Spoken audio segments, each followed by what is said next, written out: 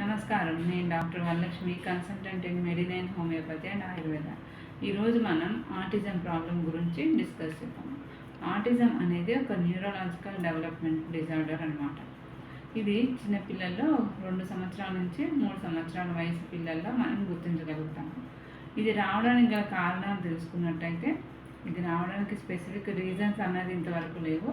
కొంతవరకు మనకి ఇది వంశపారంపర్యంగా కానీ, లేకపోతే ప్రిమెచ్యూర్ బేబీస్లో కానీ, లో బర్త్ వెయిట్ ఉన్న బేబీస్లో కానీ, కొంతవరకు తల్లి గర్భంలో ఉన్నప్పుడే డెవలప్మెంట్ జరుగుతుంది కాబట్టి అప్పుడు తల్లి యొక్క మానసిక పరిస్థితిని బట్టి, ఆమె స్ట్రెస్ లెవెల్స్, ఆమె యూజ్ చేసిన మెడికేషన్స్ కొంతవరకు వీటికి కారణాలు అవుతుందంట. దీని లక్షణాల గురించి తెలుసుకున్నట్టయితే, ఈ పిల్లలు ఆటిజం వచ్చిన పిల్లల్ని మనం ఎట్లా గుర్తించగలుగుతామనంటే, వాళ్ళు మొదట మనకి స్పీచ్ డిలే అన్నది అవుతుంది. అంటే మనకి ఏదైతే మనకి మైల్ స్టోన్స్ వస్తున్నప్పుడు మనం చిన్న చిన్న మాటలు కూడా పలకకుండా స్పీచ్ అన్నది కొంతవరకు డిలే అన్నది అవుతుంది.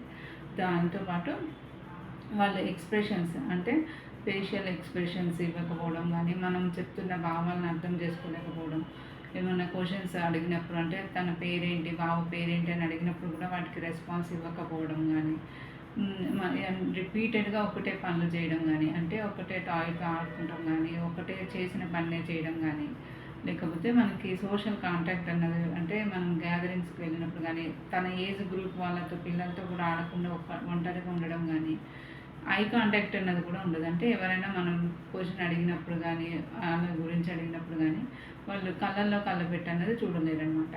ఇలా దీంతో పాటు హైపర్ యాక్టివ్గా కూడా ఉంటారనమాట. ఇవి కొంతవరకు వీటి లక్షణాలుగా అన్నది చూస్తామన్నమాట. ఇవి ఇదివరకు గతంలో ఈ కేసెస్ అన్నది, మనకి ఆటిజం కేసెస్ అన్నది ప్రతి 1000 మందిలో ఒకరికి అన్నది ఉండేది. కానీ ప్రజెంట్ సిచ్యువేషన్స్లో మనకి ప్రతి 50 మందిలో ఒకరికి ఈ ఆటిజం కండిషన్స్ అన్నది వస్తున్నాయి అనమాట. మనకి ఫస్ట్ ఇది హైపర్ యాక్టివ్గా అన్నది ఉంటుంది ఫస్ట్ స్టేజ్లో. తర్వాత మనకి ADHDగా అంటారు, అంటే అటెన్షన్ డెఫిషియన్సీ సిండ్రోమ్గా అన్నది మనం దీన్ని గుర్తిస్తాము. తర్వాత నెక్స్ట్ కండిషన్స్లో ఆటిజంగా మనం చూస్తాం అనమాట. దీనికి కొంతవరకు ట్రీట్మెంట్ అంటే బిహేవియర్ థెరపీస్ అన్నదే ఉంటుంది అనమాట. అలా కాకుండా మనకి హోమియో ట్రీట్మెంట్లు అన్నది మనకి పిల్లల యొక్క మానసిక శారీరక లక్షణాలతో పాటు మనకి తల్లి యొక్క కండిషన్స్ని కూడా తీసుకుని మనకి కాన్స్టిట్యూషనల్ మెడిసిన్ ఇవ్వడం వల్ల మనం ఈ లక్షణాల నుంచి ఎంత ఎర్లీగా మనం డయాగ్నోస్ చేసుకుని, ఎంత ఎర్లీగా మనం ట్రీట్మెంట్ అనేది స్టార్ట్ చేస్తే అంత త్వరగా ఇంప్రూవ్మెంట్స్ అన్నది వస్తుందన్నమాట.